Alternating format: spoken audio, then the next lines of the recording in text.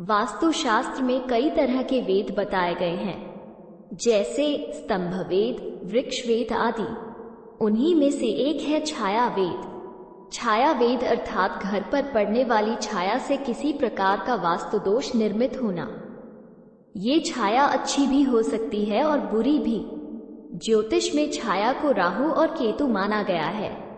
छाया वेद के कारण परिवार में रहने वाले सदस्य अक्सर बीमार रहते हैं। कभी कभी यह रोग घातक भी होते हैं, जैसे मंद बुद्धि, हृदय रोग, लकवा आदि गंभीर रोग हो सकते हैं। छाया वेद के कारण गृहपति का विनाश हो सकता है या सभी तरह की उन्नति रुक सकती है। हालांकि ये देखना जरूरी होता है कि घर के ऊपर किसकी छाया पड़ रही है और किस दिशा से और किस प्रहर में छाया होती है। उसी से लाभ या नुकसान का पता चलता है। ये छाया मंदिर, पेड़, पहाड़, ध्वज, मकान आदि की हो सकती है। यदि 10 से 3 बजे के बीच किसी मंदिर, नकारात्मक वृक्ष, ध्वज, अन्य ऊंचा भवन, पहाड़, स्तूप, खंभे आदि की छाया पड़े तो इसे छाया वेद कहते हैं। छाया 2 प्रहर से ज्यादा लगभग 6 घंटे मकान पर पड़ती है तो वास्तुशास्त्र में उसे छाया वेद कहते हैं। अतः सभी प्रकार के वेद जानकर ही गृह का निर्माण करें। छाया वेद मुख्यतः 5 प्रकार का होता है। 1. मंदिर, 2. वृक्ष, 3. पर्वत, 4. भवन और 4. ध्वज। 1. ध्वज छाया।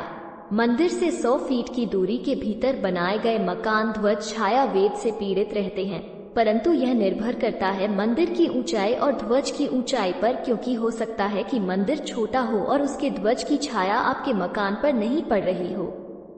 अगर मंदिर की ध्वजा की ऊंचाई से 2 गुनी जगह छोड़कर घर बना हो तो दोष नहीं लगता। 2. मंदिर छाया।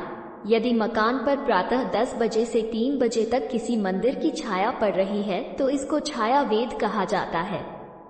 इस तरह के छाया वेद के कारण परिवार में अशांति, व्यापार में नुकसान और विवाह व संतान में देरी बनी रहती है। 3. पर्वत छाया। यदि आपके घर के पास पहाड़, पहाड़ी या कोई टिला है जिसकी छाया आपके भवन पर पड़ रही है तो ये भी देखना होगा कि किस दिशा से पड़ रही है। किसी भी भवन के पूर्व दिशा में स्थित पर्वत की छाया मकान पर पड़ना ही पर्वत छाया वेद कहलाता है, बाकी दिशाओं से कोई असर नहीं होता है। पर्वत छाया वेद के कारण मुख्य रूप से प्रगति में रुकावट आती है और लोकप्रियता घटती है। 4. भवन छाया वेद। यदि आपके मकान से कोई दूसरा बड़ा मकान है तो उसकी छाया आपके मकान पर रहेगी, लेकिन इसमें दिशा का ज्ञान होना भी जरूरी है। मकान की छाया यदि आसपास किसी बोरिंग या कुएं पर पड़ती है तो इसको भवन छाया वेद कहा जाता है। इस प्रकार के वेद के कारण धन हानि होती है। ये भी कहा जाता है कि एक घर से दूसरे घर में वेद, छाया वेद पड़ने पर गृहपति का विनाश होता है। 5. वृक्ष छाया वेद। प्रातः 10 बजे से दोपहर 3 बजे तक यदि किसी वृक्ष की छाया मकान पर पड़ती है तो ही यह नुकसानदायक होती है। इसमें भी दिशा का ज्ञान होना जरूरी है। इस वेद से उन्नति रुक जाती है। घर की आग्नेय दिशा में वट, पीपल, सेमल, पाकर तथा गूलर का वृक्ष होने से पीड़ा और मृत्यु होती है। नकारात्मक वृक्षों की छाया से रोग और शोक निर्मित होते हैं। भारत की बेटी को इतना प्यार देने के लिए धन्यवाद। कृपया वीडियो को लाइक करें और चैनल को सब्सक्राइब करें। आपका दिन शुभ हो।